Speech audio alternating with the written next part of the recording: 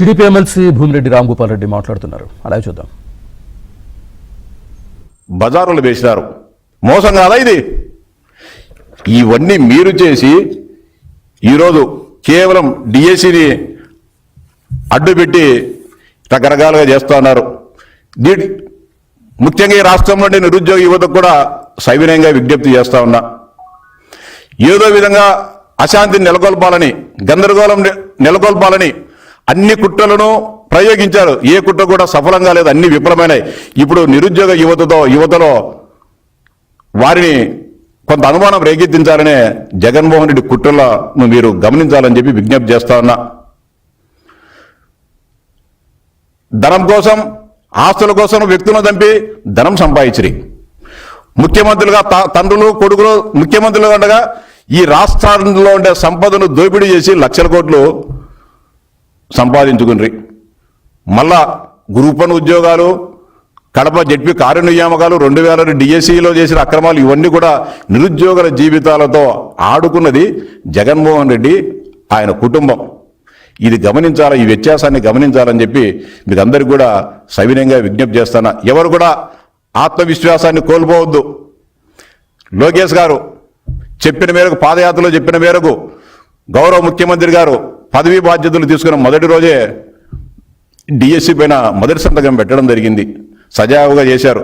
మళ్ళీ job calendar ఇస్తామని చెప్పిన మేరకు రాష్ట్రంలో ఉన్న ఖాళీలన్నింటిని కూడా సమగ్రంగా సమీకరించి 10,000 పైగా ఉద్యోగాలను భర్తీ చేసేదానికి జాబ్ క్యాలెండర్ ప్రక్రియ కూడా ప్రారంభమైంది.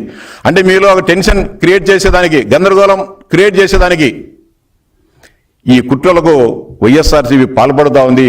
ఈ కుట్రలను మీరు గమనించాలని చెప్పి విజ్ఞప్తి చేస్తున్నా. మీరు ఎవరు కూడా ఆత్మస్థైర్యాన్ని కోల్పోవద్దు.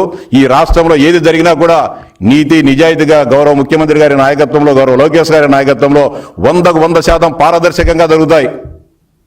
పారదర్శకంగా జరుగుతాయనేది గతంలో చూశారు. గతంలో దాదాపు 18 డిఎస్సీలను నిర్వహించిన చరిత్ర చంద్రబాబు నాయుడు గారి. ఎవరైనా సరే తెలుగుదేశం పార్టీ నాయకులు చెప్పింటే ఒక టీచర్ ఉద్యోగం వచ్చిందని ఎవరైనా చెప్పినారా? లేకపోతే మేము డబ్బులు ఇచ్చింటే మాకు ఉద్యోగం వచ్చిందని ఎవరైనా చెప్పినారా? ఒక చిన్న మచ్చ లేకోకుండా ఉద్యోగాల నియామకాన్ని జరిపితే ఈరోజు తప్పుడు ప్రచారము, ఫేక్ పార్టీ, ఫేక్ ప్రచారాలతో ఈ రాష్ట్రంలో ఉండే నిరుద్యోగ యువకుల ఆత్మస్థైర్యాన్ని దెబ్బతీయడం కరెక్ట్ కాదు. మీరంతా కూడా, ఈ రాష్ట్ర ప్రజలు కూడా గమనించాలా. నిరుద్యోగ యువకులు, అదేవిధంగా వారి తల్లిదండ్రులు కూడా ఈ కుట్రలను ఛేదించాలా. వారు చెప్పే మాటలను నమ్మవద్దని చెప్పి విజ్ఞప్తి చేస్తున్నా. అంతేకాకుండా ఎన్నికలకు 2024 ఎన్నికల ముందు ఏం చేశారు మీ విద్యాశాఖ మంత్రి? ఈ రాష్ట్రం ఏర్పడినప్పటి నుంచి, స్వాతంత్రం మనకు వచ్చినప్పటి నుంచి ఎవరూ చేయని విధంగా దాదాపు 2000 టీచర్ ట్రాన్స్ఫర్స్ను డైరెక్ట్గా రాష్ట్ర ప్రభుత్వం ఆర్డర్లు ఇవ్వడం జరిగింది.